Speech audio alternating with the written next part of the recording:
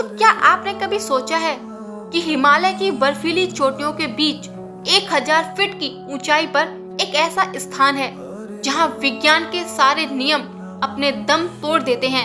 एक ऐसा मंदिर जिसने सदियों तक मौत का तांडव देखा, जो 400 सालों तक बर्फ की चादर में दबा रहा, लेकिन उसे एक खरोंच तक नहीं आई। क्या वो सिर्फ एक पत्थर था जिसने मंदिर को इस भयंकर प्रलय से बचाया, या फिर साक्षात महादेव वहां विराजमान थे? लोग कहते हैं कि जब आधी रात को मंदिर के कपाट बंद होते हैं, तब भी वहां मंत्रों की गूंज सुनाई देती है। आखिर क्या है उस भीमशिला का रहस्य, और क्यों केदारनाथ मंदिर का रास्ता एक दिन हमेशा के लिए बंद होने वाला है? नमस्कार दोस्तों, स्वागत है आपका हमारे चैनल सौम्या भक्ति टॉक्स में। दोस्तों, केदारनाथ धाम ये सिर्फ एक मंदिर नहीं, बल्कि करोड़ों शिव भक्तों की आस्था का केंद्र और रहस्यों का एक ऐसा समंदर है जिसे आज तक कोई पूरी तरह से नहीं समझ पाया। आज की इस वीडियो में हम केदारनाथ के उन 5 बड़े चमत्कारों के बारे में जानेंगे, जिन्हें देखकर आज के मॉडर्न वैज्ञानिक भी अपना सर पकड़ लेते हैं। हम जानेंगे उस अदृश्य शक्ति के बारे में जो मंदिर की रक्षा करती है, और पुराणों की उस डरावनी भविष्यवाणी का सच। क्या सच में केदारनाथ और बद्रीनाथ धाम एक दिन लुप्त होने वाले हैं? वीडियो को अंत तक जरूर देखिए, क्योंकि आज आप महादेव के इस धाम को एक बिल्कुल नए नजरिए से देखेंगे। दोस्तों, इतिहास के पन्नों में एक ऐसा सच दबा है जिसे सुनकर आप दंग रह जाएंगे। Wadia institute of Himalaya geology की एक रिपोर्ट के अनुसार 13वीं से 17वीं शताब्दी तक, यानी लगभग 400 सालों तक केदारनाथ मंदिर पूरी तरह से बर्फ के नीचे दबा रहा।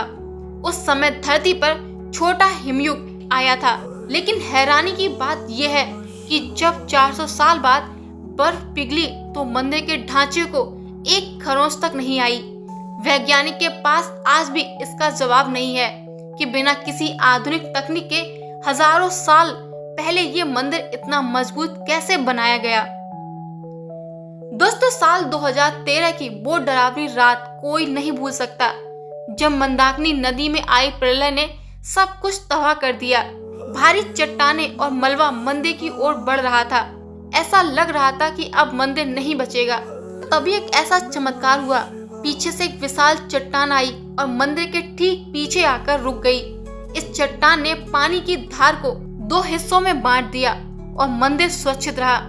आज दुनिया इसे भीमशिला के नाम से पूछती है। क्या यह सिर्फ इत्तेफाक था या महादेव की इच्छा? जब सर्दियों में 6 महीने के लिए केदारनाथ के कपाट बंद कर दिए जाते हैं, तो वहां कोई इंसान नहीं होता। पुजारी जी मंदिर के अंदर एक दीपक जलाकर जाते हैं और साफ सफाई करके ताला लगा देते हैं। लेकिन हैरान करने वाली बात यह है कि 6 महीने बाद जब कपाट दोबारा खुलते हैं, तो वो दीपक जलता हुआ मिलता है और मंदिर के अंदर वैसी ही खुशबू और साफ सफाई मिलती है जैसे कल ही पूजा हुई हो। लोग मानते हैं कि इन 6 महीने में वहां देवता आकर भगवान शिव की पूजा करते हैं। केदारनाथ मंदिर को जिन विशाल पत्थरों से बनाया गया है, उनका वजन कई टन है। तो उस समय इतनी ऊंचाई पर इतने भारी पत्थर कैसे ले जाए गए? और सबसे बड़ी बात, इन पत्थरों को जोड़ने के लिए किसी सीमेंट का इस्तेमाल नहीं हुआ, बल्कि इसे इंटरलॉकिंग के द्वारा जोड़ा गया। इसी मजबूत बनावट की वजह से मंदिर ने भूकंप, बाढ़ और बर्फ की मार को हजारों सालों से झेला है। दोस्तों, शायद आप जानते होंगे कि केदारनाथ और बद्रीनाथ धाम हमेशा नहीं रहेंगे। पुराणों के अनुसार कलयुग के अंत में नर और नारायण नाम के 2 पत्थर आपस में मिल जाएंगे, जिससे बद्रीनाथ और केदारनाथ के रास्ते पूरी तरह से बंद हो जाएंगे। इसके बाद महादेव के दर्शन के लिए एक नया धाम प्रकट होगा, जिसे भविष्य बद्री कहा जाएगा। क्या हाल में ही पहाड़ों का खिसकना इसी कलयुगीय अंत की शुरुआत है? केदारनाथ मंदिर की मान्यताएं इतनी गहरी हैं कि ये एक सिर्फ धार्मिक स्थल नहीं, बल्कि मुक्ति का द्वार माना जाता है। सबसे बड़ी मान्यता पांडवों से जुड़ी है। महाभारत के युद्ध के बाद पांडव अपने भाइयों की हत्या के पाप से मुक्ति चाहते थे। भगवान शिव पांडवों से नाराज थे और उनसे छिपने के लिए उन्होंने एक बैल यानी नंदी का रूप धारण कर लिया और धरती में समाने लगे। जब भीम ने उन्हें पकड़ने की कोशिश की तो भगवान शिव के शरीर के अलग अलग हिस्से 5 जगहों पर प्रकट हुए, जिन्हें आज हम पंच केदार कहते हैं। केदारनाथ में भगवान शिव का पृष्ठभाग यानी पीठ का हिस्सा प्रकट हुआ था, इसीलिए यहाँ त्रिकोणीय यानी ट्रायंगल शिवलिंग की पूजा होती है। दोस्तों, शास्त्रों में कहा गया है कि जो व्यक्ति केदारनाथ के दर्शन कर लेता है उसे पुनर्जन्म के चक्र से मुक्ति मिल जाती है। यहाँ की हवाओं में भगवान शिव का वास माना जाता है। मान्यता है कि यहाँ के दर्शन के बिना बद्रीनाथ की यात्रा अधूरी मानी जाती है। तो मंदिर के पास ही उदक कुंड के माना जाता है कि इस कुंड के जल को पीने या छिड़कने से इंसान के जन्म जन्मांतर के पाप धुल जाते हैं। पुराने समय में लोग इस जल को लेकर ही अपनी यात्रा सफल मानते थे। मंदिर से कुछ ही दूर पर भैरवनाथ जी का मंदिर है। इन्हें क्षेत्रपाल यानी इस पूरे इलाके का रक्षक माना जाता है। ऐसी मान्यता है कि जब सर्दियों में केदारनाथ के कपाट बंद होते हैं तब भगवान भैरवनाथ ही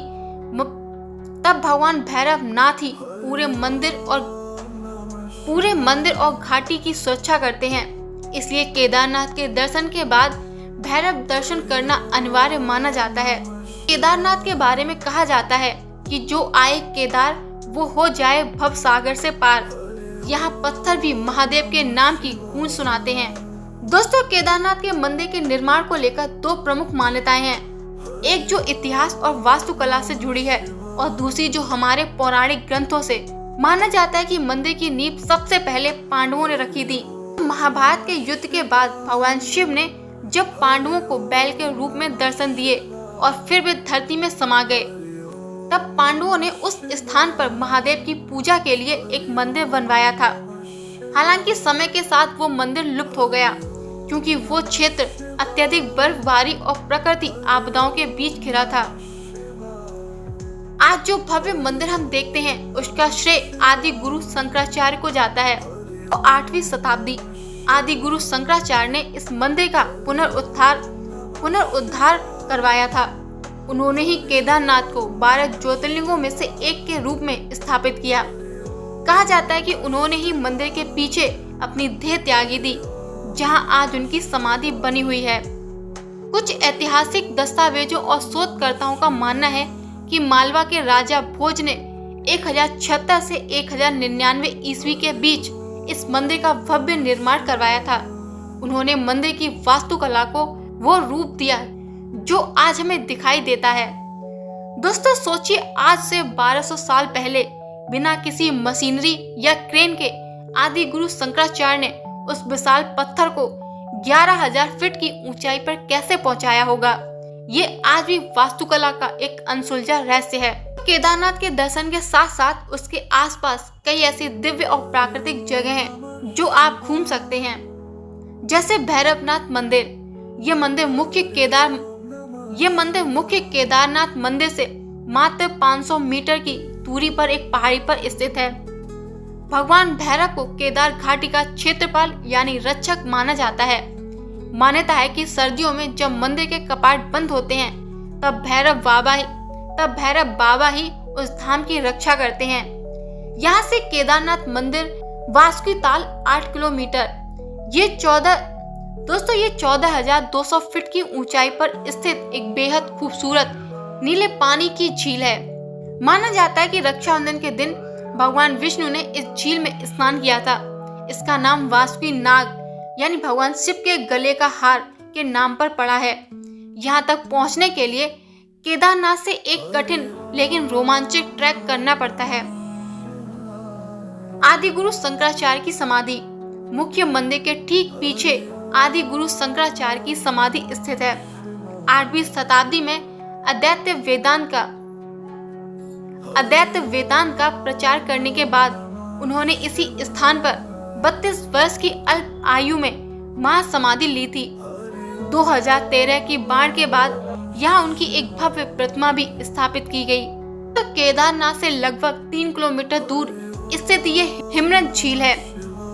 1948 में महात्मा गांधी की अस्थियों का एक हिस्सा इसी झील में प्रवाहित किया गया प्रवाहित किया गया था, इसीलिए इसे गांधी सरोवर कहा जाता है।